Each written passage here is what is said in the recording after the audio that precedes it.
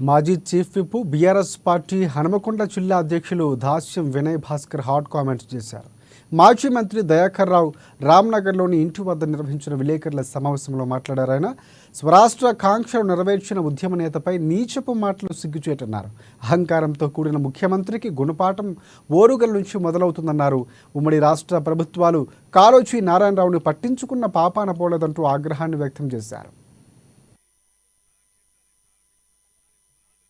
ఇప్పుడున్నటువంటి కాంగ్రెస్ పార్టీ కరుడు కట్టినటువంటి సమైక్యవాది అయినటువంటి వైఎస్ రాజశేఖర రెడ్డి గారు ఇద్దరు కూడా కేసీఆర్ గారిని ఏం పీక్కోలేకపోయాడు. నీ తరం ఏమైతుంది? ఈరోజు కేసీఆర్ అనే మొలక తెలంగాణ ప్రజల్లో గూడు కట్టుకొని ఉన్నది.